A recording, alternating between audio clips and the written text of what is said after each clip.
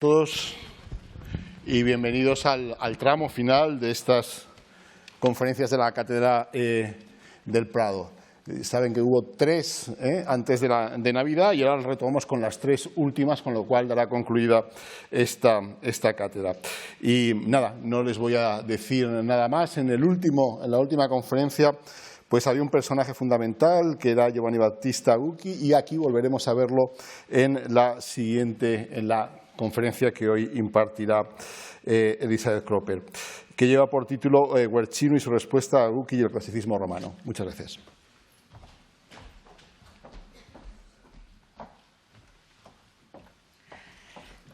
Thank you very much, Miguel, and thank you all for coming back.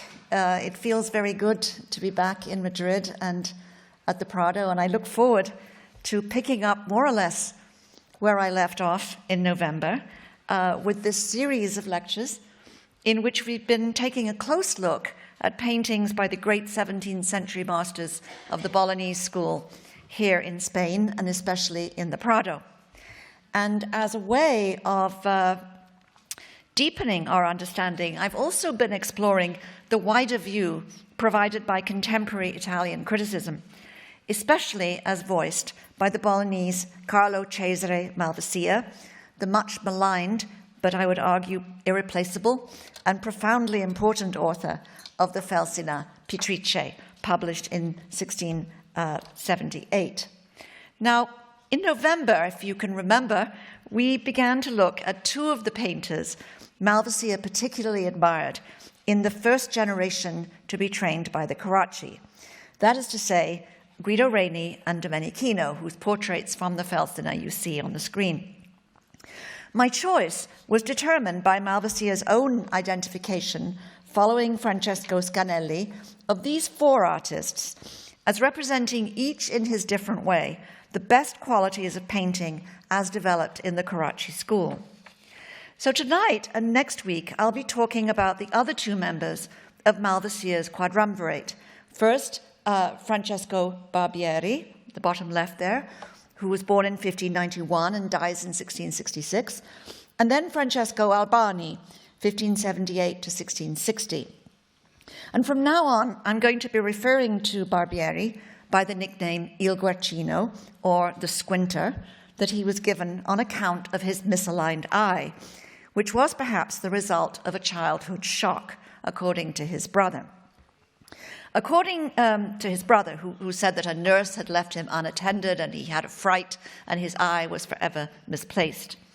Apparently, Cardinal Enzo Bentivoglio called him quel Guercio d'Accento in recommending him to Pope Gregory XV Ludovisi in Rome in 1621. And the Bolognese Pope, portrayed here by Guercino himself, called him Guercino from then on, and the name simply stuck. Now, Guercino and Albani form a contrasting pair within Malvasia's quartet that is similar to that between Guido Reni and Domenichino, even if their opposing qualities are not quite so sharply drawn. And in fact, as I think we'll see tonight, Malvasia perceived a stronger comparison and contrast between Guercino and Guido Reni. Like Guido, Guercino, seen here in this very beautiful print after a drawing by Leoni, like Guido, Guercino never married, but he was nonetheless, unlike Guido, a devoted family man, apparently beloved by friends of all ranks. His social ease and charity was matched by a generous and loving nature that endeared him to everyone, though his concentration on his work did not permit much casual interaction. He was the sort of gentleman painter that Guido Reni was not.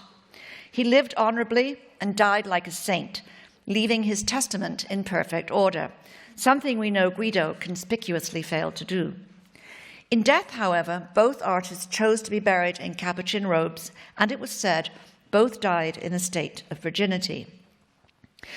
Now, Guercino avoided the competitive urban society of Bologna for as long as possible, living with his brother and extended family in Cento, the small town outside Bologna. And here you see Cento today, not changed very much since Guercino's day, where he'd been born to a humble family in 1591. And it was there that Diego Velázquez visited him in 1629, perhaps hoping to lure him to Spain, as well as learning from his paintings there, as Manuela Mena has argued. And this comparison I'm showing you is, in fact, Manuela Mena's proposal of an early Guercino and a Diego Velázquez, whose composition seems to be related to it, painted soon after his visit to Guercino. Though Guercino remains today its favorite son, and you see here the statue of Guercino in the main square, Cento did not lack its own cultural life. He's by far the most famous person from the city, the small town, but there was a very lively cultural life there. Given its location and its constitution, Cento was more Ferrarese and Modenese, and therefore courtly, than Bolognese and urban. You could see just here, this little dip in the border is Cento, here is Bologna, here is Modena, and then Ferrara is just out of sight. Eventually, in 1642, a year after Guido Reni's death, and during the War of Castro, when Urban VIII's nephew, Taddeo Barberini, set about fortifying Cento for the Francophile Pope against the forces of Odoardo Farnese, Duke of Parma and Spain's great ally, Guercino finally set up his family in a comfortable house in the heart of Bologna. It's this little house, not so little, tucked away here. It's not a grand palace, but it's certainly a good-sized house for the family. And in addition to this, he was able to furnish country estates. Establishing himself, now that Guido was dead, as first painter in the city, he examined Guido's work all the more intensively. Now, despite the fact that Guercino outlived Guido and Domenichino by a quarter century, Malvasia found it much harder to compile information about him. He refused to believe the general claim that Guercino had had no teacher, and insisted that he must have learned the beginning of painting, the elements of painting, from some insignificant painter in Bologna before returning to Cento to work with Benedetto Gennari. Guercino's sister, Lucia, would marry Gennari's son Ercole in 1628, and both of her sons, Benedetto and Cesare, joined their uncle's business. Now, I hesitated to show you this picture. It may not be Guercino because the eye problem is slightly incorrect, and it may not be his sister. It certainly is a very large and aristocratic dog, and it may not be by Guercino's brother. But it does represent, I think, in an interesting way, the focus on a certain kind of domestic life at this point in the middle of the 17th century. Guercino's beloved brother, and these are by his brother, the competent painter Paolo Antonio Barbieri, was part of this household. And even when he moved to Bologna, Guercino permitted no one outside the Gennari family to see him at work. Only a few beautiful and suggestive drawings allow us to glimpse inside their living and working space. And in this one, where you see the plate about to fall, very humble household scene, and this other one of women drying their hair in front of a fire, touch upon Guercino's very special, I think, sense of humor in many of these extraordinary, beautiful drawings. Only a few, he was also not able to report, as he would like to have done, on Guido's working habits. These kinds of drawings of models probably made within the household, sometimes perhaps with members of the family serving as models. But all of this was closed to Malvasia. And he had very few records of the painter's sayings. Only a few stories and aphorisms in Malvasia's preparatory notes seem to have come from the painter himself. Consequently, whereas Guido Reni's life is the longest in the Felsina Pittrice, Guercino's is among the shortest. Furthermore, it's almost entirely composed of extracts of certain manuscripts, which you can see mentioned here, Certi Manoscritti, that were written by the painter's brother or collected by the painter's brother, Paolo Antonio Barbieri, and other members of the household, including a list of his most important paintings. So this is what Malvasia had to rely on. Another difference concerns the relatively new challenge of running an artist business. Where Guido Reni, as we know, exerted little control over the comings and goings of works in his studio, Guercino and his family were meticulous about keeping accounts from 1629 to 1666. This is a page from the opening of the account book, which was kept for his lifetime by Guercino's brother until he died, when the accounts become somewhat muddled. And this is the closing of the account book in December 1666, when the artist dies. Malvasia didn't actually know these accounts, but he did have others. And in the family documents used by Malvasia, it's reported that Guercino had painted 106 altarpieces, 144 paintings for various princes, including 4 popes, the kings of France, Spain, and England, and the Queen of France, not to mention the ducal families of Tuscany, Modena, and Mantua, and many cardinals and ambassadors. This is a remarkable output, spanning even over a career of 50 years. It's a remarkable number of paintings. Contrary to his usual practice, Malvasia does not identify the works listed, saying only that they are to be found in all the most famous collections in Italy and France, and that in the galleries of Rome there are more works by Guercino than by any other artist. And I will show you a few, because you may not be entirely familiar with this artist's work.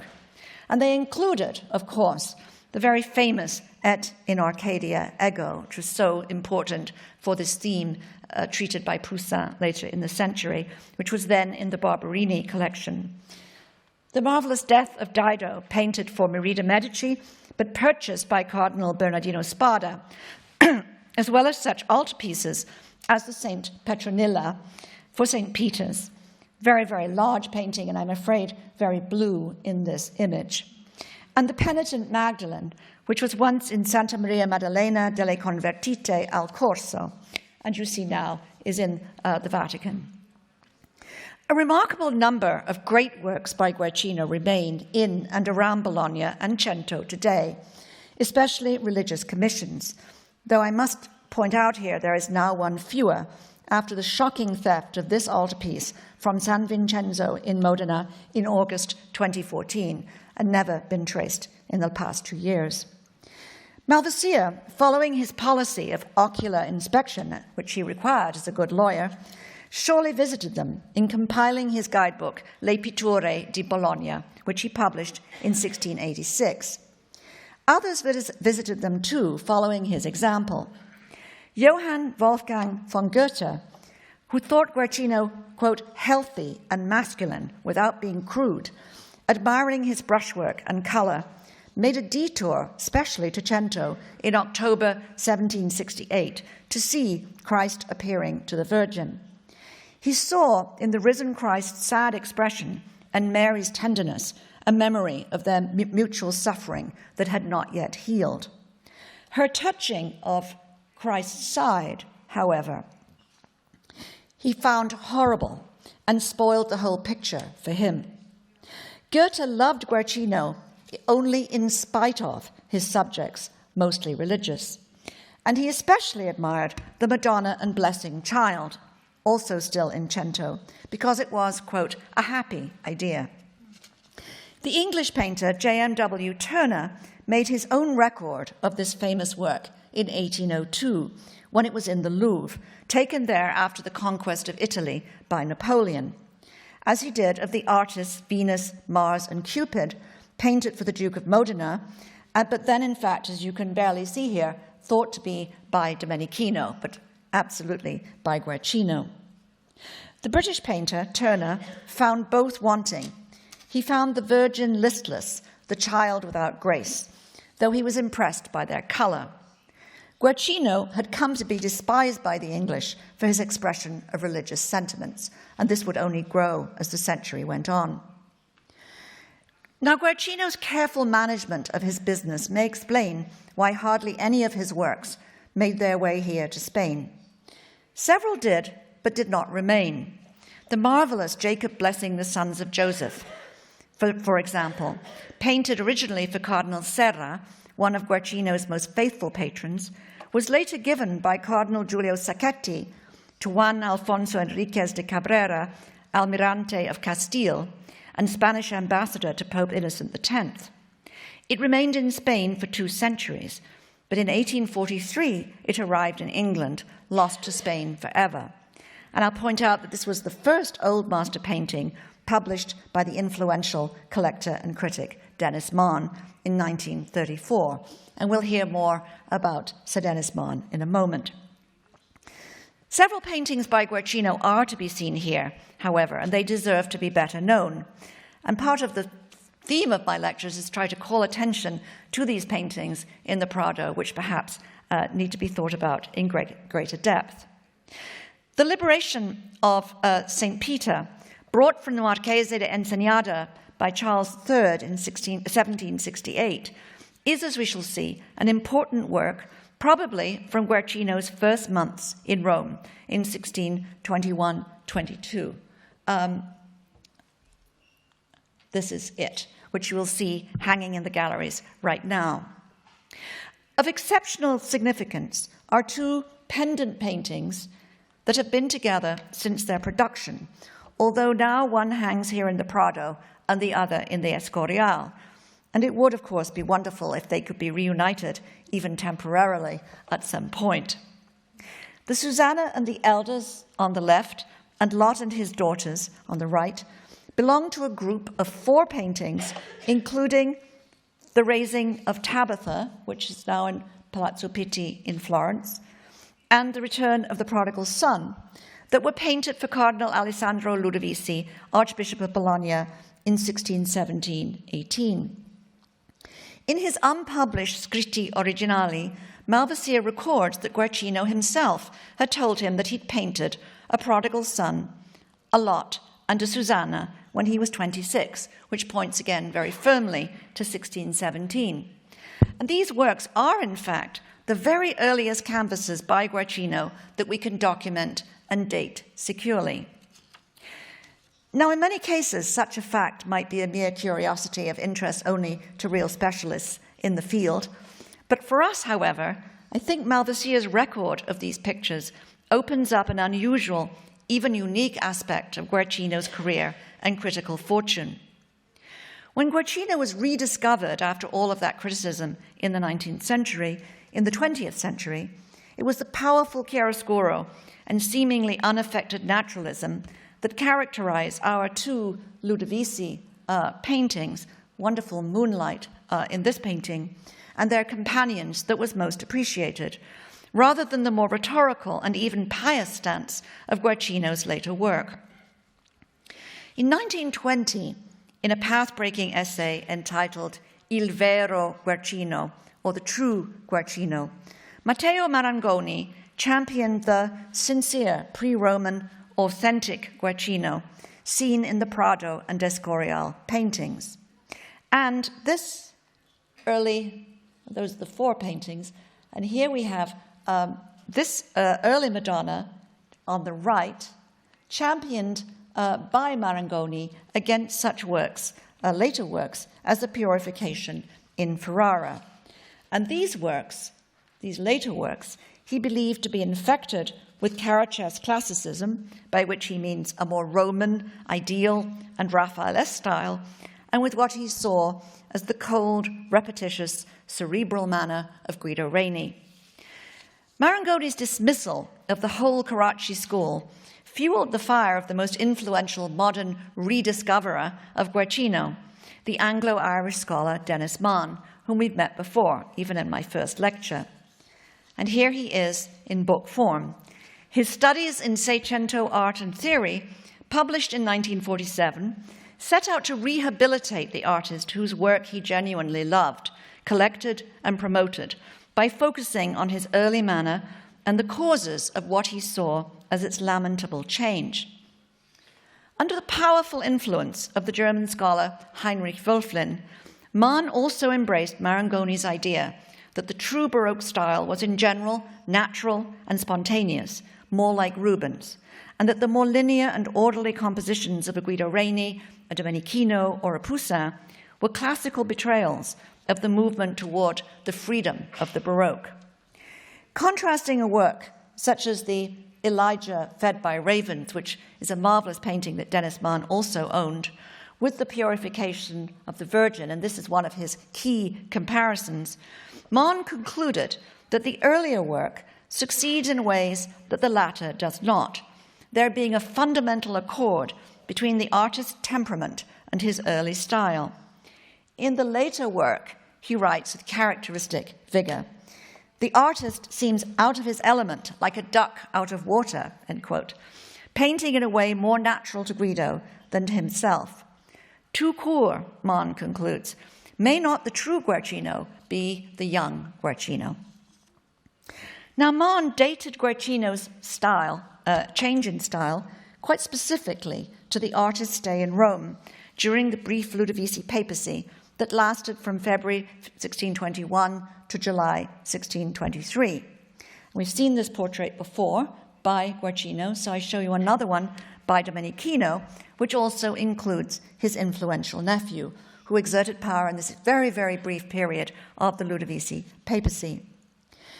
Deeply important to Mann was the notion that Guercino, who arrived in Rome in May 1621, was not equipped to work out for himself any reasoned theoretical justification for his early style.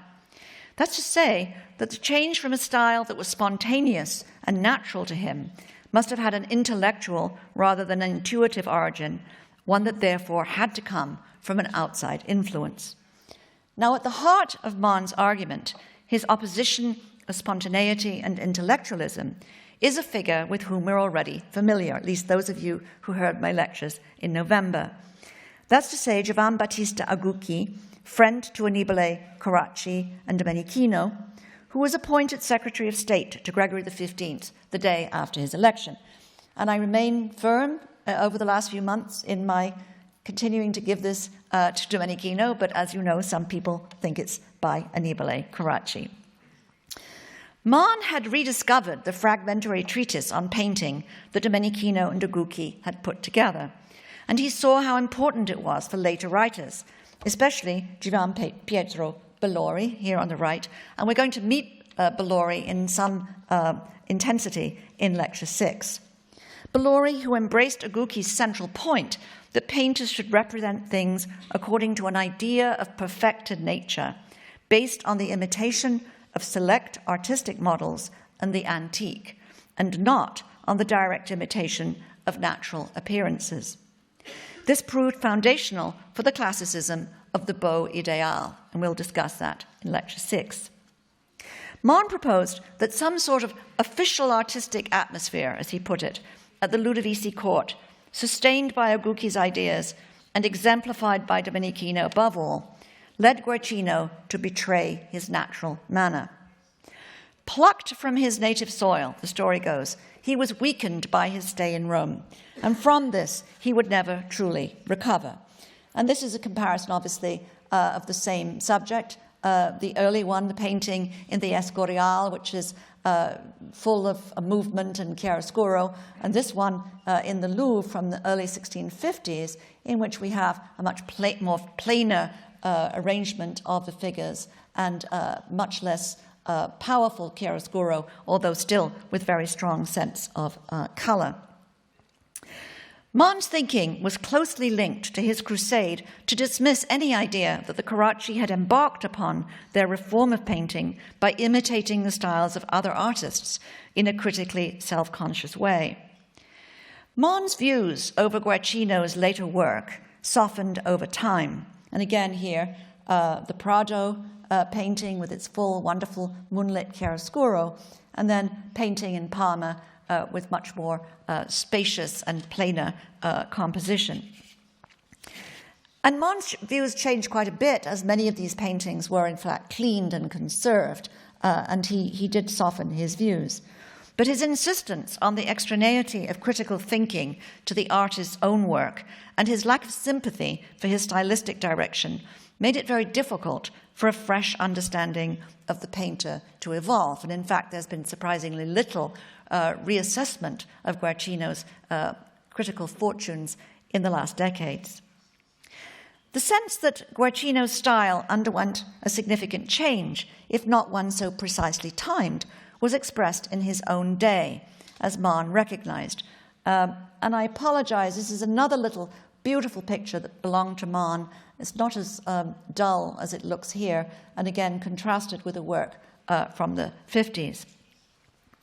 This later maniera languida, as the biographer Giambattista Passeri called it, was, however, by contemporaries more often blamed on his emulation of Guido Reni, here's a painting with which you should be familiar by now, than on Agucchi or Domenichino. In a way that would satisfy both Marangoni and Mann, Guercino's style was, as seen in this little Madonna, to have resulted from natural inclination rather than the hard work of imitation that characterized the Carracci Academy, which even Guido Reni had insisted upon. So, to look at contemporary criticism, if we turn to Francesco Scanelli in his Microcosmo della Pittura, published in 1657, and for which we remember Guercino designed the frontispiece, in which we see the Roman school, the Venetian school, and the Lombard school painting on the colors of the rainbow, no evidence of the disegno of Florence in this approach. Guercino is held up as an artist of great talent and of natural inclination. In the words of the painter Alessandro Tiarini, Guercino painted whatever he wanted, while others painted only what they could. His talent was so great. Now, Scanelli linked Guercino to the 16th century painter Correggio, who also, in his view, possessed an excess of talent from natural inclination. An understandable association of Guercino, show you the Madonna with famous Madonna of St. Jerome on the left by Correggio. This understandable association is complicated by Scanelli's further connection of Guercino with Michelangelo Merisi da Caravaggio. For in his formative years, Guercino was obviously in closer touch with works by Correggio than by Caravaggio. This connection between Guercino and Caravaggio was frequently elaborated upon, to the point that in his biography of Guercino, Jacopo Alessandro Calvi, in 1808, would call Guercino quasi un altro Caravaggio. Perhaps in part in reaction to rather loose and imprecise thinking, where all chiaroscuro and naturalism came to be associated with the Lombard painter, Caravaggio, and I would say especially in the absence of color photographs, Mann was determined that Caravaggio, who died in 1610, could be no more than a purely incidental and by no means formative influence on Guercino's work. Now, Guercino's relationship to Caravaggio was viewed more subtly by contemporaries, and I want to spend a moment thinking about it.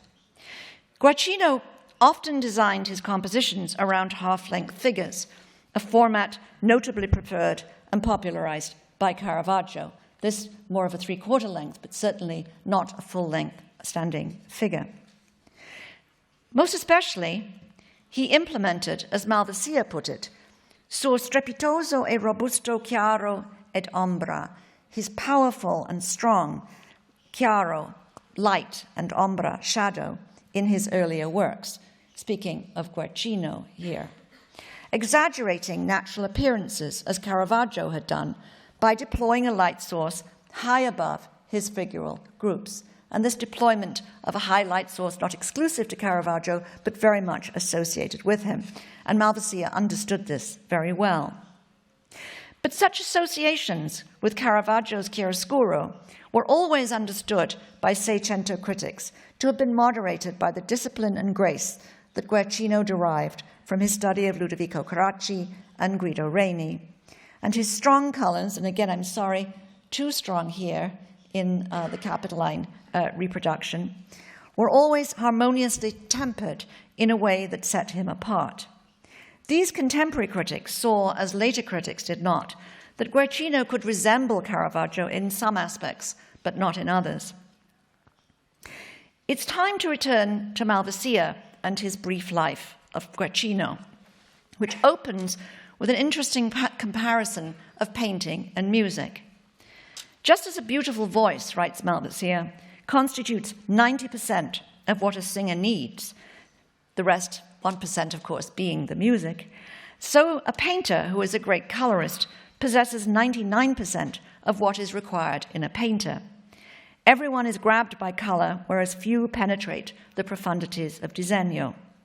And in his notes, Malvasia actually quotes the composer Monteverdi's statement that a beautiful voice can make bad music good, and vice versa. Malvasia described Guercino's coloring as the terrore e flagello, the terror and the flagellator of other styles, and especially opposed it to Guido's vaghezza, sweetness and lightness of Guido. We see, I think, clearly here in these two very similar compositions, it's very, very strong color with powerful chiaroscuro, and Guido's much lighter, more delicate sort of overall tonality. And in Malvasia's view, Guercino went even beyond Caravaggio after picking up his naturalism and strong coloring by correcting this through adding grace, that touch he learned from Guido.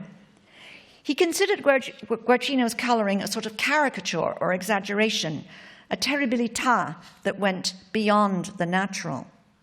And here we see, again, a really lovely early Madonna with strong moonlight coming from behind and above, and this very famous Madonna of the Pilgrims by Caravaggio.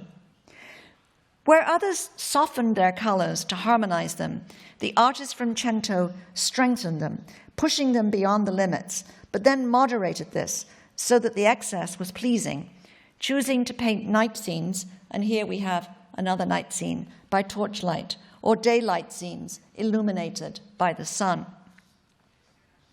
Now, Malvasia, who has a great many interesting things to say about Guercino's color, but they take some unraveling, he reports that Guercino himself had insisted to him that he'd learned to paint, not from a teacher or in an academy, but by studying Ludovico Carracci's Madonna of the Capuchins in Cento, which you see here on the right, and his conversion of St. Paul in Bologna. He also quotes the painters, the contemporary painters, Mengazzino and Battistino on this. In 1665, one had suggested to the other that Guercino had simply stolen his style from Ludovico's St. Paul. The other responded that Guercino had in fact learned from Ludovico's Madonna. But unfortunately, Guercino had taken this strong style to be Ludovico's signature style. That is to say, this style of strong light, chiaroscuro modeling, and kind of dramatic action, the lighting and the chiaroscuro here very clear. What Malvasia said is that he'd taken this to be Ludovico's signature style, when in fact it had only been a momentary accident in Ludovico, and it became a substance in Gianfrancesco. So he took that element and made it into his strength. Malvasia recognized the individuality of Guercino's style, seeing in the consistency of his use of forceful color, however, a limitation that was not to be seen in the Carracci, especially Ludovico, who succeeded in many manners. And in fact, I just leap ahead of myself a little bit here, that as we look in my last lecture at the impact of the Felsen Apitrice, we see how much the whole argument about disegno and colore that takes place in the French Academy is already almost implicit in Malvasia's examination of the strengths of these members of the Carracci school. But Malvasia also recorded Guercino's aphoristic response to the criticism that he had only one style. He said that he had imitated no one, that he'd taken from everyone and made a style according to his own genius, because he who imitates another always comes second, end quote. Now, this comment, and others like it, probably from the 1650s, are by no means original, but they reflect an artist no less thoughtful or self-knowing than his peers. Though Malvasia declined to list Guercino's paintings, he did not fail to inventory the prints both by and after Guercino. His entries for prints after Guercino are in general brief, but a few are singled out for the special beauty of their originals. Above all, he praises these two prints by Giovanni Battista Pasqualini after paintings made for his early patron Bartolomeo Fabbri in Cento, showing the doubting Thomas and, of course, the taking of Christ.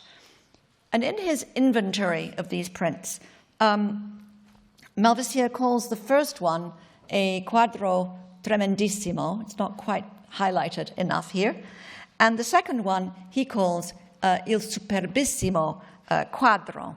And the superlatives are quite unusual in his otherwise rather dry cataloguing of the prints. These two works, now in the National Gallery in London and the Fitzwilliam Museum, Cambridge, are very close in date, size, and manner to the Prado's wonderful Liberation of St. Peter, and they were most likely painted on the eve of Guercino's departure for Rome. It's either on the eve of or arrival, but given the dedication to Fabbri, I'm tempted to think on the eve of. Looking at them together, we must, I think, acknowledge that as he moved to Rome, Guercino was already making a bold and quite conscious move towards Caravaggio, even as he did not forget the lessons of Guido and Ludovico. Denismond's refusal to see Caravaggio's prototype behind Guercino's Doubting Thomas, suggesting instead the influence of Rubens and claiming that the figures are in fact less plebeian than in some earlier works, is revelatory, I think. Everything in his analysis is founded on a determination to prove that the St. Petronilla, the great altarpiece that immediately followed in Rome, also has nothing to do with Caravaggio in anything more than an accidental or incidental sense. The original of Caravaggio's Taking of Christ, up here, was not known to Denismond in 1947, and as a result, he was not able, as we can and must, to consider these works by Guercino, put them both down here for you, as a polemical pair, laying down Guercino's intense response to two of Caravaggio's best-known paintings. Malvasia records in his notes that Guercino shared the general admiration among Bolognese painters for Caravaggio's Doubting Thomas, originally painted for Vincenzo Giustiniani. This was one of the artist's most copied works, and there were several excellent versions in Bologna. The Taking of Christ, on the right, painted for Ciriaco Mattei, was also replicated immediately, though we don't have any exact knowledge of copies in Bologna or Ferrara. Entirely rethought by Guercino in his more highly colored, painterly manner, and with the looser brushstrokes of Ludovico Carracci, whose own Taking of Christ is part of the story, especially in the treatment of the brushstrokes of the flesh. And this painting at Princeton, I've just been told that maybe there's another version of this, but it is an extraordinary painting for around 1590 by Ludovico Carracci. It seems impossible that, as in the case of the Doubting Thomas, that Guercino was not thinking of Caravaggio. And if we just look here at the two paintings of the Taking of Christ, if we look at the placement of the hands and also the arrangement of the figures on the right, I think Guercino's more cruel and coarse than Caravaggio's, but rushing in from the side, and of course one of them holding up the lamp. It's very hard to see this as anything other than a powerful response by Guercino to Caravaggio's model. This pair of paintings, two of them by Guercino now, reveal a Guercino now 30 years of old, thinking critically and strategically about the Roman challenge that most provoked him, even if Caravaggio was dead.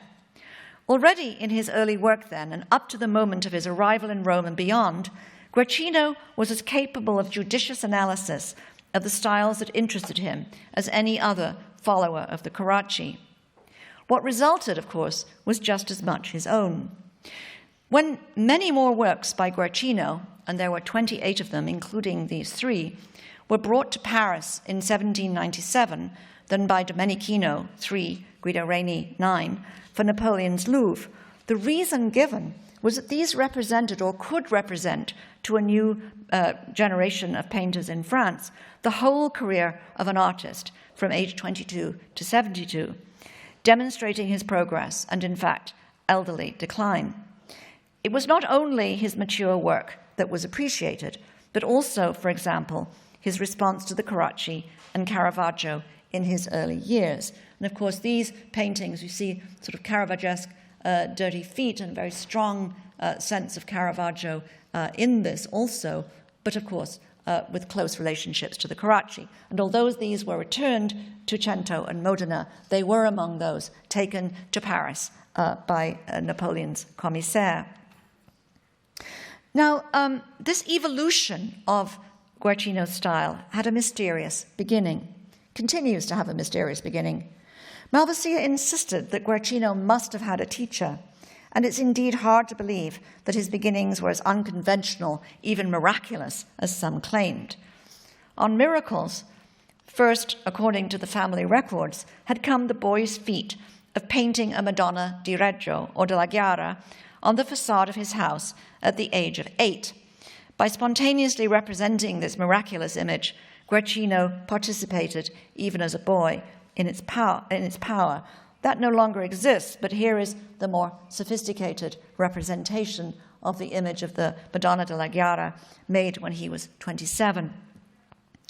After such an original start, it seems that Guercino needed to be discovered over and over and over again. Like Vasari's story of the discovery of Giotto, found drawing on rocks from nature, the discoveries and rediscoveries of Guercino entailed a view of the artist as a natural talent, a country person whose spontaneity was best expressed in his brilliant chiaroscuro and color and in his unbridled drawing. According to family records, in 1616, Bartolomeo Fabri, who would later own the two Caravaggesque works that we looked at, made a suite of rooms in his house in Cento available to the 25-year-old painter so that he could conduct his Accademia del Nudo for some 24 students there. Insegnando ciò che egli non imparò mai da Veruno, writes Malvasia. That means he was teaching things to people that he had never learned from anyone, which is a paradox for Malvasia. These two early works that you see on the screen belong to Fabri and mark the painter's progress. The next discoverer, as it were, of Guercino would seem to have been Padre Antonio Mirandola, a canon of San Salvatore in Bologna. Malvasia reports that Mirandola took a St. Matthew by the artist to Bologna, would be this painting here, and placed it on a processional route where Cardinal Ludovisi just happened to see it. Immediately, on supposedly discovering the artist for himself, Ludovisi requested a set of all 4 evangelists, which you see now, and now in Dresden, as well as our 2 works in Madrid. The following year, Guercino would be discovered again by Ludovico Carracci, who celebrated his presence in Bologna in 2 letters of 19 July and 25th October 1617. In the first, probably with our Madrid paintings in mind, Ludovico writes that the young man is there to work for Cardinal Ludovisi and is working heroically. And in the other, he describes him as a youth from Cento, quote, a great draftsman and a most felicitous colorist, a monster of nature, who stunned all those who saw his work. And these are 2 early drawings from around that period. Discoveries of Guercino, the monster of nature, were not yet over, for after Mirandola had encouraged him to make a model book of pen drawings of eyes, mouths, heads, feet, hands, and so on, per insegnare ai principianti dell'arte, to teach the beginners, Don Pietro Martiri Perezzani took the book to Venice, together with Guercino himself. He showed it to Palma Giovane, saying the drawings were by a beginner who wanted to study under him. Palma, who had produced such a book about learning to draw himself, responded that this anonymous draftsman knew much more than he did, at which point Guercino blushed, giving his authorship away. The 2 became friends, and Palma took Guercino around Venice to look at works by Titian. Mirandola then had Guercino's drawings engraved by Oliviero Gatti, and Guercino dedicated the book to Ferdinando I, Duke of Mantua. Now, all these stories retold by Malvasia involve not only instant recognition of Guercino's natural talent, but also the supposedly untrained artist's paradoxical deployment of academic practices of drawing and the imitation of other art, whether by Ludovico or Titian. The practice of drawing was fundamental to Guercino's work throughout his life, as was his critical response to other artists' work. Written evidence from Guercino's hand concerning his practice and its theory is indeed scant, but we can look elsewhere.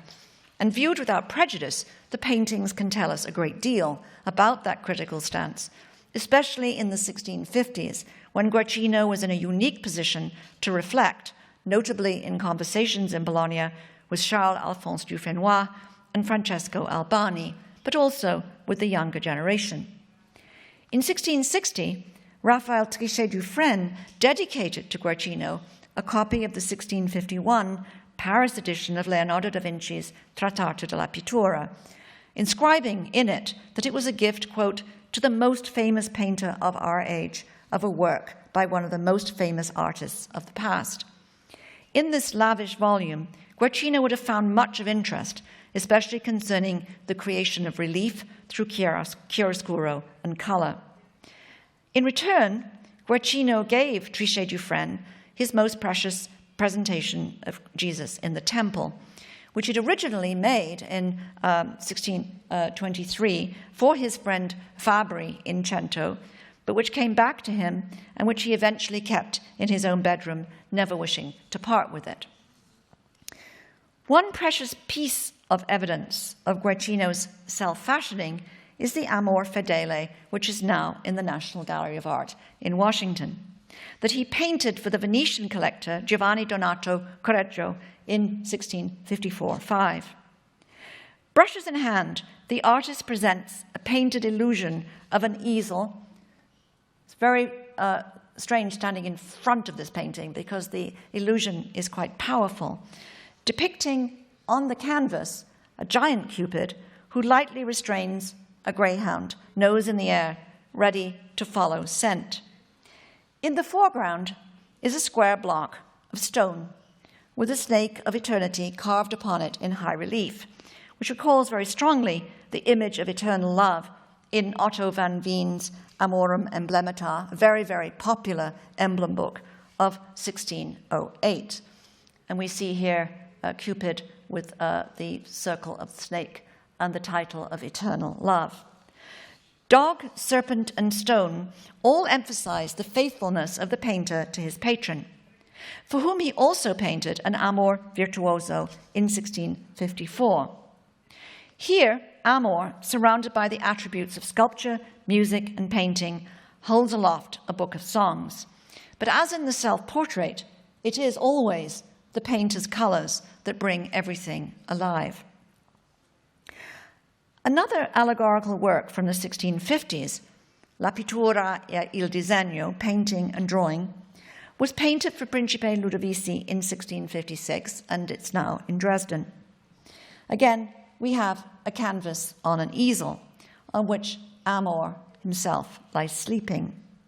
The artist is painting herself, who turns respectfully to consider the preparatory drawing in red chalk that is being held up by Disegno, a bearded old man shown conventionally as the father of the beautiful pittura, or paintings.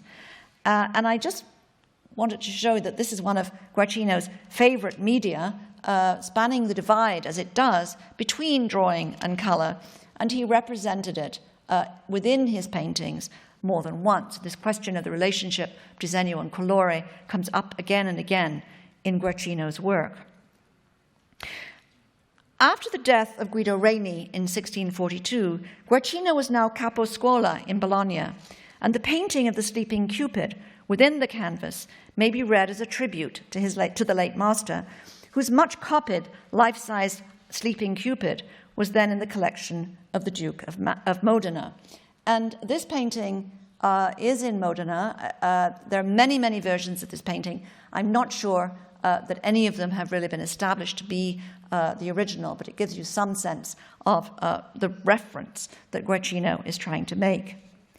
The gracefulness of Guido's later manner had had a profound effect on Guercino, yet the artist from Cento always remained close to his Lombard roots. The tactile folds in Pittura's drapery, Pittura's central position between the old man and the sleeping babe, between the ideal Titianesque naturalism of the Carracci Academy and the graceful allure of the vaghezza, beauty of Guido's second manner, provide, in a sense, a synecdoche for Guercino's own style. Remaining true to himself, as he said, "It's always my own." Guercino painted and drew as models the ordinary people around him, showing often the ruddy hands and feet of workers in the field. And he depicted brunette Madonnas as the daughters of country folk. And yet his realism was not, in fact, that of the rough life of the streets.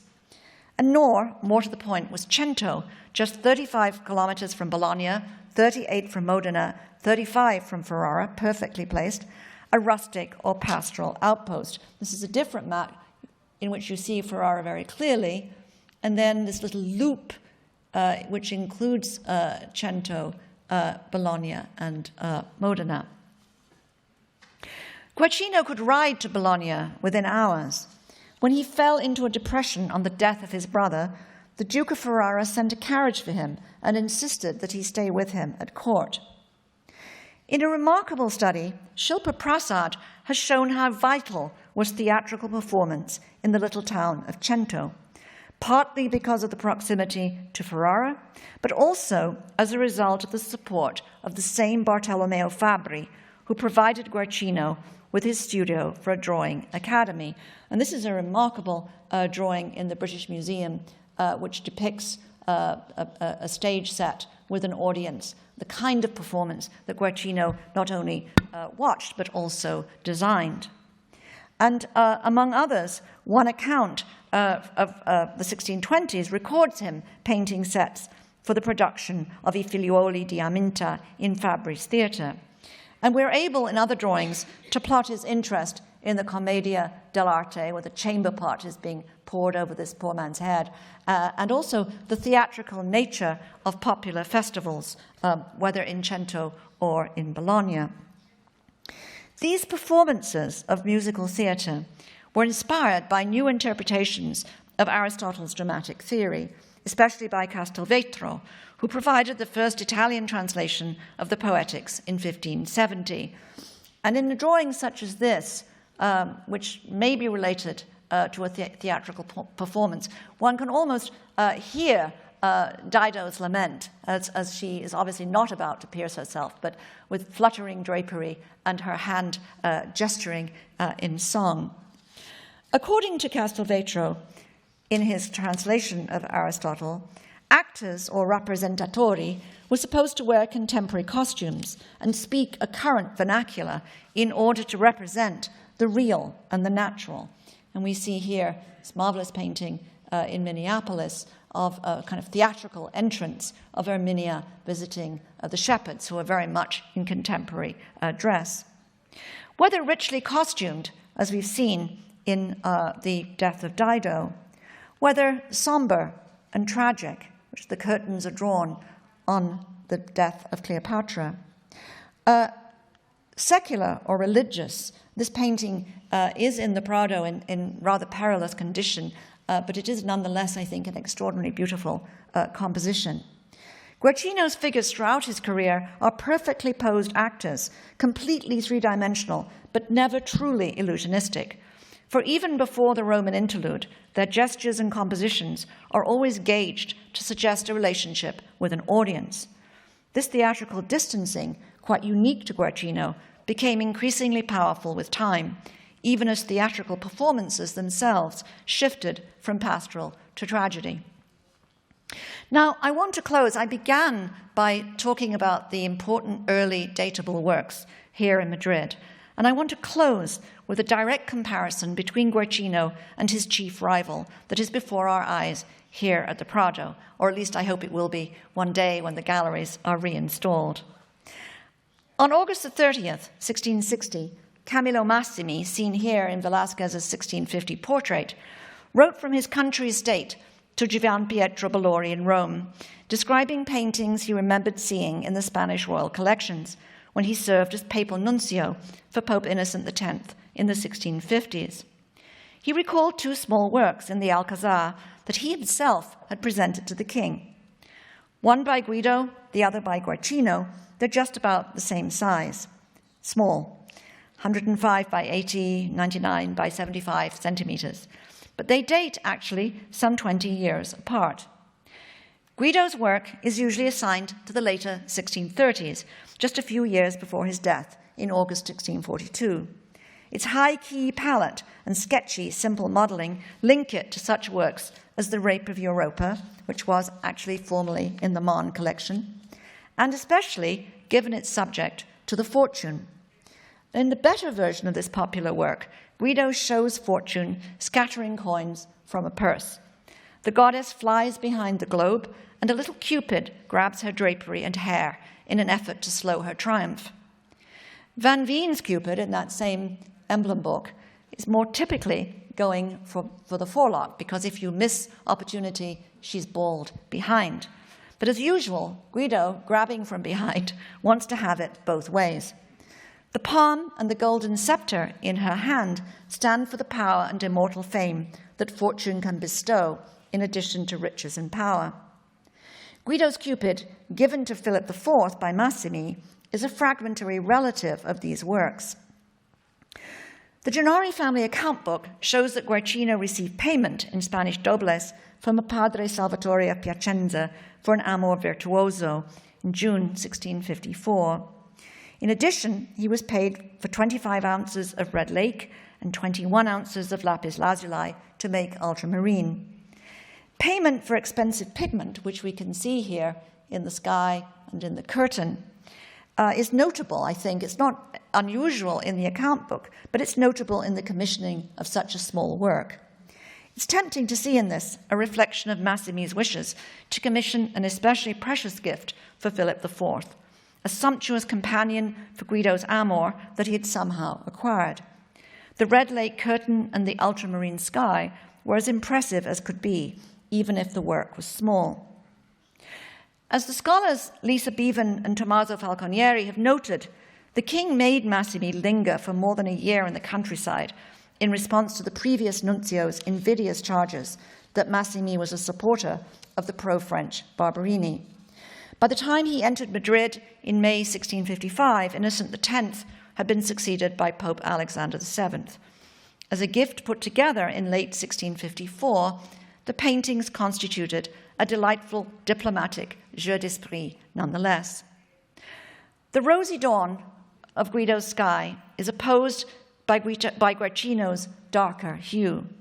His placement of his foot upon a rock suggests that this amour is firm in his gift of peace. Guido's Cupid hands up an arrow to a dove, who will presumably deliver it as an offering not just of love, but of peace, for Cupid's weapons are on the ground and the string of his bow broken. Guercino's intriguing image is a fascinating twin, but not an identical one. Guercino said he never wished to finish works by Guido, and in fact refused to do so several times. But the chance to produce a complementary work for the King of Spain must have appealed.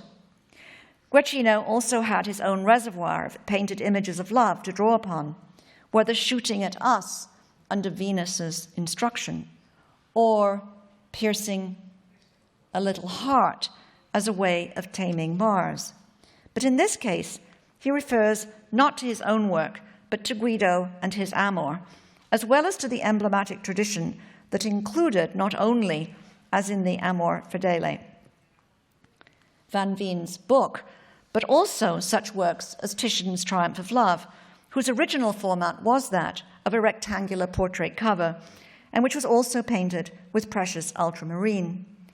Where Titian included a fantasy landscape of the lagoon, Guercino deliberately inserted the stock elements of bridge, tower, and tree that appear in so many of Van Veen's emblematic images. And it's a remarkable bridge, tower, and tree, bridge, tower, and tree. And we have down here the bridge, the tower, and the tree, which he deploys in his painting.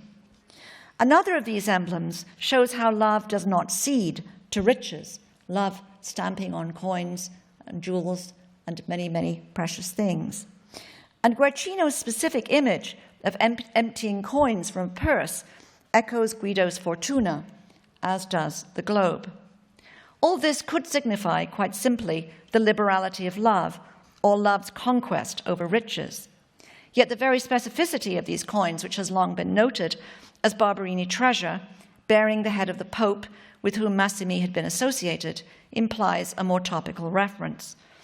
In 1654, Pope Urban VIII Barberini had been dead for 10 years, but Barberini power, seen as favorable to the French against Spain, persisted. In Rome, Massimi was seen as dangerous to Spain because of his Barberini ties, whereas in fact his connections to both Spanish and French interests should have made him a powerful candidate for this post. Massimi would depart from Spain with little accomplished in July 1658. He had at least succeeded in producing a unique gift for the king. The message Camillo Massimi sent to Philip through this diptych was that love might bring peace through conquering everything, including gold, and specifically the fortune of the Francophile Barberini papacy that had been wasted in war in Italy, which is so clearly highlighted here on the globe. I hope that's clear. Love in Guercino's painted emblem, and it truly is then an emblem, scatters gold on the ground as he looks at the fallen arrow that represents the battles no longer to be paid for. There is, in conclusion, I think, a further middle term in this argument constructed by Guercino, perhaps not openly shared. Guercino here resolves Guido's perennial paradoxical dilemma. Love has stopped fortune from ruling the world quite so quixotically for just a moment. Guercino both celebrated and commemorated his rival here, his reflective and even melancholy amour, responding in the deep blue dusk of this painting to the witty, almost foolish optimism of Guido's perennial dawn. There'll always be another card game that you can win. Reni had been dead for 13 years, but Guercino never stopped thinking about him.